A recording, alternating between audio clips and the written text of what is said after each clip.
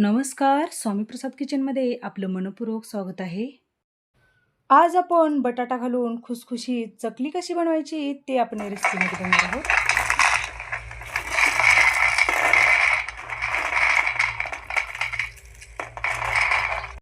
तर हे चकली बनवत असताना आपल्याला अजिबात जास्त मेहनत नाही, कुठलीही भाजणी नाही किंवा जास्त साहित्य नाही किंवा कुठलीही जास्त झंझट नाही.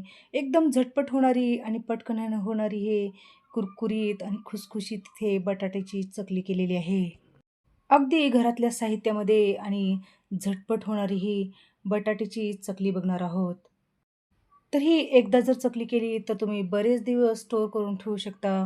प्रवासामध्ये किंवा मुलांच्या स्नॅक्ससाठी डब्याला तुम्ही अशा पद्धतीने एकदा चकली करून ठेवू शकता. हे चकली अजिबात तेलकट होत नाही किंवा अजिबात हे तेल सोडत नाही. बनवायला पण खूपच सोपी आहे. तर तुम्हाला अशाच नवनवीन रेसिपीज जर पाहायला आवडत असतील, तर स्वामी प्रसाद किचन या चॅनलला तुम्ही एक लाईक, शेअर आणि सबस्क्राईब करा आणि बाजूची बेल घंटा नक्की क्लिक करा. चला तर मग वेळ न घालता आपण रेसिपीला सुरुवात करूया. हे चकली बनवण्यासाठी एकदम कमीत कमी साहित्य आणि घरातल्या साहित्यामध्ये ही चकली बनवून तयार होते. तर त्यासाठी इथे वाटीचं प्रमाण घ्यायचं आहे. बटाट्याची चकली बनवण्यासाठी लागणारं साहित्य बघूया. तर इथे 2 वाटी तांदळाची पिठी घेतलेली आहे आणि 1 वाटी इथे बेसनचं पीठ घेतलेलं आहे. तर तुम्ही बेसनचं पीठ घेण्यापेक्षा तुम्ही इथे फुटाण्याची डाळ तुम्ही मिक्सरला बारीक वाटून घेतलात तरी पण चालेल. त्याच वाटीने इथे 1 वाटी बटाटा छान स्वच्छ पाण्याने धुवून, शिजवून त्याचे बारीक अशा पद्धतीमध्ये फोडी करून घेतलेले आहेत. अर्धा चमचा लाल मिरची पावडर घेतलेली आहे. तर मिरची पावडर तुम्ही तुमच्या आवडीनुसार तिखट कमी जास्त करून घेऊ शकता. अर्धा चमचा हळद पावडर, अर्धा चमचा ओवा, एक पाव चमचा हिंग घेतलेला आहे. 1 चमचा जिरे आणि 4 ते 5 चमचे ते पांढरे तीळ घेतलेले आहेत. एक 2 चमचे तेल घेतलेलं आहे आणि चवीनुसार मीठ घेतलेलं आहे. तर सगळ्यात पहिल्यांदा इथे एक मिक्सरचं भांडं घेतलेलं आहे आणि त्या मिक्सरच्या भांड्यामध्ये आपण जे शिजवून घेतलेले बटाटे जे फोडी करून ठेवले आहेत, ते फोडी आपल्याला यामध्ये घालून घ्यायचे आहेत. जेवढा बटाटा घेतलेला आहे तेवढंच आपण इथे 1 वाटी पाणी घालून घेतलेलं आहे. आता याला मिक्सरला बारीक पेस्ट करून घ्यायचं आहे. तुम्ही चकली बनवत असताना कधीही अजिबात कच्चा बटाटा घ्यायचा नाही. उकडून घेतलेलाच किंवा शिजवून घेतलेलाच बटाटा घ्यायचा आहे. तर बघू शकता आपण अशा पद्धतीने हे मिक्सरला बटाट्याची छान पेस्ट करून घेतलेली आहे. तर लगेचच आपण चकलीचं पीठ मळून घेऊया. त्यासाठी एक भांडं घेतलेलं आहे आणि त्यामध्ये 2 वाट्या तांदळाचं पीठ घेतलेलं आहे. 2 वाटी तांदळाच्या पिठासाठी 1 वाटी बेसनचं पीठ घेतलेलं आहे. त्याचसोबत आपल्याला यामध्ये बेसिक काही मसाले घालून घ्यायचे आहेत. तर इथे अर्धा चमचा हळद पावडर घालून घेतलेला आहे आणि अर्धा चमचा इथे काश्मीरी लाल मिरची पावडर घालून घेतलेला आहे. तर इथे मी मिरची पावडर थोडं कमी वापरलेलं आहे, कारण मी हे चकली लहान मुलांसाठी बनवत आहे. तर यामध्ये 2 चिमूट हिंग घालून घेतलेला आहे आणि चवीनुसार मीठ घालून घेतलेलं आहे. ओवा घालून घ्यायचा आहे आणि 3 ते 4 चमचे इथे पांढरे तीळ घालून घ्यायचे आहेत. तर तीळ तुम्ही जेवढी जास्त घालाल तेवढी आपली चकली चवीला छान होते. नंतर यामध्ये तेलाचं मोहन घालून घेतलेलं आहे. तेलाचं मोहन किती घालायचं म्हणलं तर आपल्याला या ठिकाणी आपण 2 वाट्या तांदळाचं पीठ घेतलेलं आहे, तर 1 वाटी इथे बेसनचं पीठ घेतलेलं आहे. त्यानुसार आपल्याला इथे 3 चमचे तेलाचं मोहन घालून घ्यायचं आहे. त्याचसोबत आपल्याला इथे जे आपण शिजवून घेतलेल्या बटाट्याची पेस्ट करून घेतली होती, ते पेस्ट आपल्याला यामध्ये घालून घ्यायचं आहे आणि त्या बटाट्याच्या पेस्टमध्येच आपल्याला हे पीठ मळून घ्यायचं आहे. तर पाणी घालायची गडबड करायची नाही. पहिल्यांदा आपल्याला त्या बटाट्याच्या पेस्टमध्येच आपल्याला हे पीठ मळून घ्यायचं आहे. जर तुम्हाला हे पीठ मळत असताना गरज वाटली तरच तुम्हाला या ठिकाणी एखादा 2 चमचे या ठिकाणी पाण्याचा वापर करून घ्यायचा आहे. तर इथे मी पाण्याचा वापर न करता बटाट्याच्या पेस्टमध्येच हे मिश्रण किंवा हे पीठ छान मळून घेतलेलं आहे. हे चकलीचं पीठ मळण्यासाठी मला इथे 1 वाटी पाणी लागलेलं आहे. ज्यावेळेस आपण बटाटा शिजवून घेतल्यानंतर मिक्सरमध्ये काढत होतो ना, त्या ठिकाणी आपण 1 वाटी पाणी घालून घेतलेलं होतं. तर इथे आपलं मस्त हे बटाट्याची चकली बनवण्यासाठी आपलं हे पीठ छान मळून घेतलेलं आहे. तर याला अजिबात भिजवायची गरज लागत नाही. लगेचच आपण चकल्या बनवण्यासाठी घेऊया. चकली बनवण्यासाठी इथे चकलीचा साचा घेतलेला आहे आणि त्या साच्याला मधून तेल लावून घेतलेलं आहे. आपण जे बनवून घेतलेलं पीठ आहे, ते पीठ आपल्याला या चकलीच्या साच्यामध्ये घालून घ्यायचं आहे. साच्यामध्ये पीठ घालून घेतल्यानंतर याला झाकण लावायचं आहे आणि आपल्याला चकली बनवून घ्यायचं आहे. तर आपण नेहमी एक, एक, एक, एक करून चकल्या बनवून घेतो.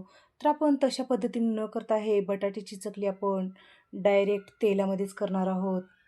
हे चकली डायरेक्ट तेलामध्ये पण केला तर एकदम छानच होते आणि कुरकुरीत आणि क्रिस्पी आपली इथे मस्त हे चकली बनून तयार होते.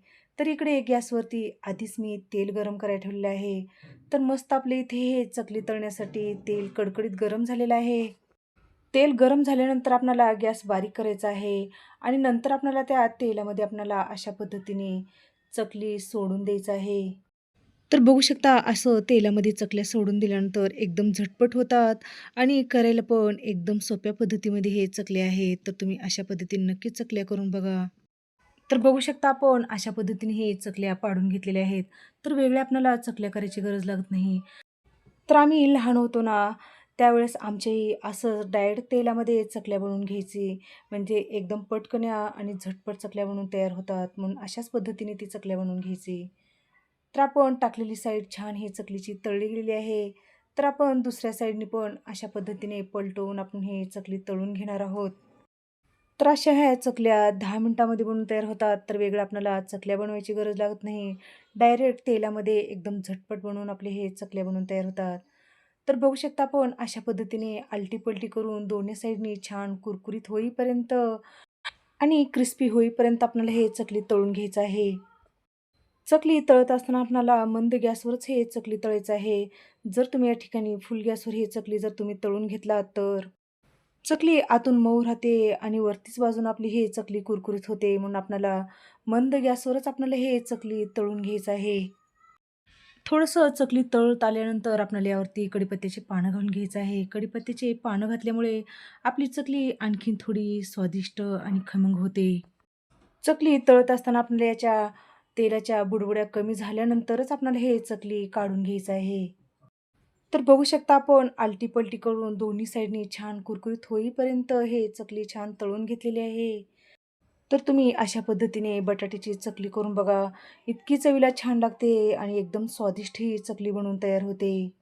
आणि ही चकली बनवत असताना एकदम कमीत कमी वेळामध्ये ही चकली बनवून तयार होते. तर अशाच पद्धतीने आपण आणखीन एक चकलीचा घाणा घालून घेणार आहोत. तर बघू शकता आपल्या इथे तेल छान गरम आहे. तर या गरम तेलामध्ये आपण अशा पद्धतीने हे चकलीचा छान घाणा घालून घेतलेला आहे.